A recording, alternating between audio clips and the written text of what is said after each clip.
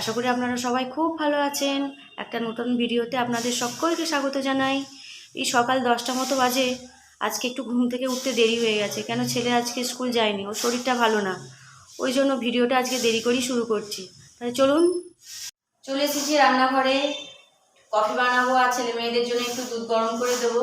ওরা দুধ বিস্কিট খেয়ে নেবে, আমি একটু কফি খাবো। আর ওর বাবা কফি নিজেই বানিয়ে খেয়ে নিয়েছে, যেহেতু আমার আজকে ঘুম থেকে উঠতে দেরি হয়েছে।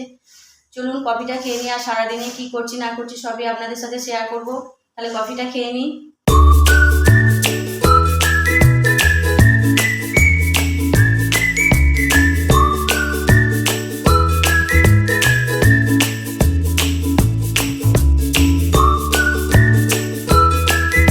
ছেলে পড়তে বসেছে, ও 13 তারিখ থেকে এক্সাম আছে। আর এই যে মেয়ে অনলাইনে ক্লাস করছে, আজকে স্কুল যাবে না। আর দেরি করে যেহেতু ঘুম থেকে উঠেছি, ওরা দুধ বিস্কুটও খেয়েছে দেরি করেই। আর ওই জন্য ওদের জলখাবারে ভারী কিছু দেবো না, হালকা ফুলকাই দেবো। আমারও রান্নাঘরের কাজ কিছুটা সামলানো হয়ে গেছে। তাহলে চলুন দেখতে থাকুন। আজকে জলখাবারে ছেলে মেয়েদেরকে এটাই খেতে দেবো। এখানে একটু মুড়ি আছে, শসা আর একটু বাদাম আছে। যেহেতু আমরা চানাচুর খাই না, তাহলে চলুন ওদের দিয়ে দিই। আর যেহেতু কচুর শাক বানাবো, ওই জন্য কচুর শাক ছাড়ানোর একটা নিনজা টেকনিক আপনাদেরকে দেখাচ্ছি। এই দেখুন, এইভাবে প্যাকেটগুলো হাতের মধ্যে বেঁধে নেবেন, দিয়ে একটা করে গার্ডার লাগিয়ে নেবেন, দিয়ে কচুর শাক ছাড়াবেন, দেখবেন হাত চুলকাবে না। এই যে বন্ধুরা, কচুর শাক ছাড়ানো আমার রেডি। এবার খালি ধুয়ে নেব। দেখেছেন হাতে প্যাকেট পড়েই আছে, প্যাকেট হাত থেকে খোলা যাবে না, প্যাকেট খুললেই হাত চুলকাবে। এই প্যাকেট হাতে পড়েই শাকটা ধুয়ে নেব, তারপর আপনাদেরকে দেখাচ্ছি। দেখলেন তো আমি কিভাবে কচুর শাক ছাড়ালাম। এভাবে আপনারাও কচুর শাক ছাড়াবেন।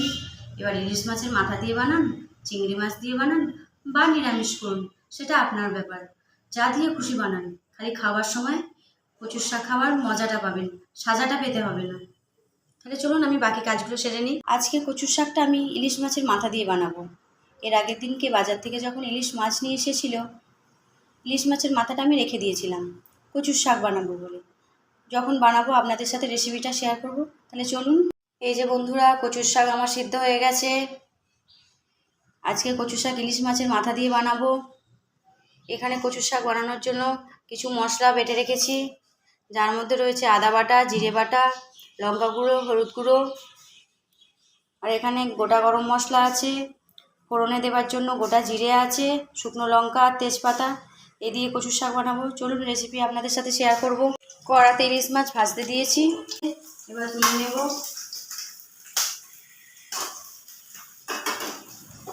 এবার এই কড়ার তেলের মধ্যে এই যে গোটা গরম মশলা, ফোড়নে যেগুলো রেখেছিলাম, গোটা জিরে, এগুলো সব দিয়ে দেব।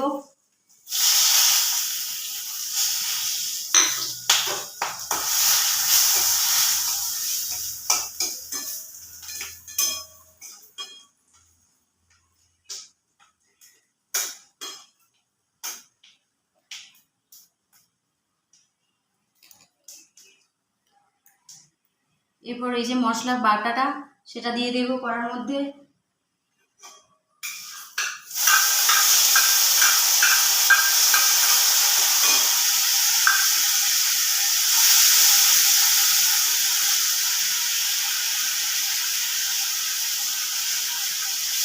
দিয়ে মশলাটাকে একটু কষতে থাকবো। দেখুন বন্ধুরা, মশলা আমার কষানো হয়ে গেছে। এবার ইলিশ মাছটা দিয়ে দেব। ইলিশ মাছ দিয়ে দিয়েছি। এবার সিদ্ধ করা কচুর শাকটা দিয়ে দেবো। এই যে কচুর শাক আমার রেডি। নামানোর সময় একটু ভাজা মশলা দিয়ে দেবো, তাহলেই হয়ে যাবে। বাস, এই মশলাটা আমার ঘরে বানানো মশলা, আমি এটা নিজেই বানাই। দেখুন বন্ধুরা, আমার কচুর শাক রেডি।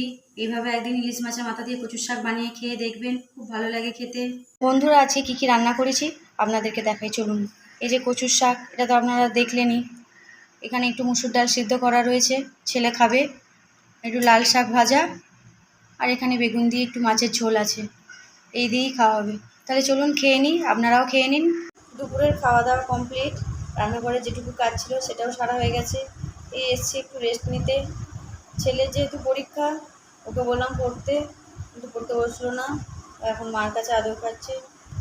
এই দেখুন মেয়ে শুয়ে শুয়ে ফোন দেখছে। গুড ইভিনিং বন্ধুরা, সন্ধ্যাবাতি দিয়ে চলে এসেছি একটু গ্রিন টি নিয়ে। একটু গ্রিন টি খাবো, তারপর আবার যাবো রাত্রিরে রান্না করতে। তাহলে চলুন, সবাই ভালো থাকবেন, সুস্থ থাকবেন, আর আমার ভিডিও ভালো লাগলে লাইক শেয়ার করবেন। টাটা।